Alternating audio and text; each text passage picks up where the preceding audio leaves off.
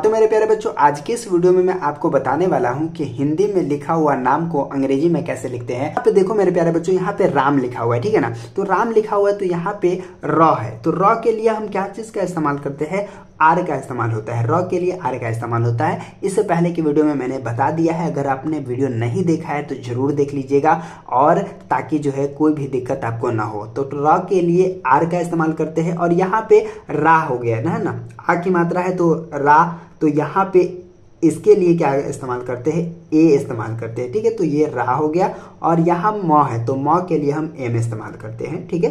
तो एम लिख देंगे, ठीक है, राम हो गया, ठीक है। कितना इजी था, कितना आसान था। इस तरह से आप बड़े ही इजी तरीके से आप लिख सकते हो। इसी तरह से मैं आपको कहूँ शाह लिखने के लिए, तो कैसे आप लिखोगे, तो स है, ये छोटी वाली स है, तो इसके लिए एस का इस्तेमाल होता है, और यहाँ पे आ की मात्रा है तो इसीलिए हम यहाँ पे ए लगाते हैं, ठीक है ना। और यहाँ पे हा है तो हा के लिए हम क्या लगाते हैं, तो हा के लिए हम एच लगाते हैं, तो ये शाह हो गया, ठीक है ना। तो इस तरह से आप क्या कर सकते हो, लिख सकते हो। उसके बाद यहाँ पे देखिएगा माला, ठीक है, ये माला लिखा हुआ है, तो माला को हम कैसे लिखेंगे, देखिए यहाँ पे म के लिए एम का इस्तेमाल करते हैं, है ना। और इसमें आ की मात्रा है तो आ की मात्रा के लिए हम ए का इस्तेमाल करते हैं, तो माँ हो गया।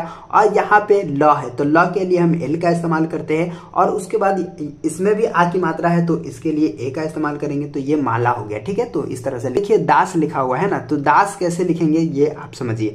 तो द के लिए हम डी का इस्तेमाल करते हैं, क्या इस्तेमाल करते हैं, डी का इस्तेमाल करते हैं। और इसमें आ की मात्रा है तो ये हो गया दा, ठीक है, ये दा हो गया, ठीक है। और यहाँ पे स है तो स के लिए हम एस का इस्तेमाल करते हैं, तो ये क्या हो गया, दास हो गया, ठीक है ना। तो ये दास हो गया, ठीक है। उसके बाद यहाँ पे देखिएगा शाह लिखा हुआ है, तो शाह के लिए हम कैसे लिखेंगे वो मैं आपको बता देता हूँ। देखिए यहाँ पे तालाबे शाह है, तालाबे शाह के लिए एस एच का इस्तेमाल करते हैं, याद है आपको। और यहाँ पे जो है आ की मात्रा है तो इसीलिए ए लगाएंगे, और उसके बाद से जो है हा है तो हा के लिए हम एच लगाते हैं, ठीक है ना। तो ये आपका हो गया। उसके बाद यहाँ पे देखिएगा लाला लिखा हुआ है, तो लॉ के लिए हम एल का इस्तेमाल करते हैं, यहाँ पे बड़ा एल लिखेंगे, ठीक है ना। और यहाँ पे जो है आ की मात्रा है तो इसके लिए ए लगाएंगे, और फिर यहाँ पे ल के लिए एल लिखेंगे, और यहाँ पे आ की मात्रा है तो इसीलिए ए लिखेंगे, ठीक है। तो ये लाला होगा, ठीक है।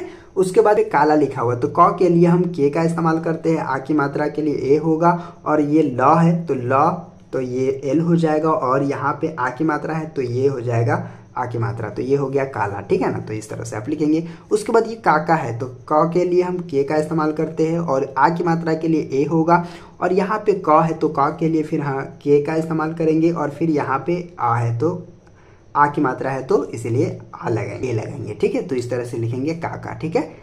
तो उम्मीद करता हूं कि आप समझ रहे होंगे, ठीक है। यहाँ पे देखिए खाला लिखा हुआ है, तो कैसे लिखेंगे, तो के एच से खा होता है, ये आप समझ रहे होंगे, ठीक है। के एच से खा होता है, इसमें आ की मात्रा लगा है तो ये खा हो गया। और यहाँ पे ला है, ठीक है ना, तो ला के लिए हम क्या करते हैं, एल का इस्तेमाल करते हैं, और इसमें आ की मात्रा है तो यहाँ पे हो जाएगा खाला, ठीक है ना। तो इसको कहते हैं खाला, ठीक है। उसके बाद यहाँ पे लाल है, तो लाल है तो लाल किस तरह से लिखेंगे, तो एल ल के लिए हम एल का इस्तेमाल करते हैं, और यहाँ पे आ की मात्रा है तो यहाँ पे ला हो जाएगा, और यहाँ पे फिर एल हो जाएगा, ठीक है ना। तो ये लाल हो गया, ठीक है। ल के लिए एल का इस्तेमाल करते हैं तो ये लाल हो गया। इस तरह से बड़े इजी तरीके से आप लिख सकते हो।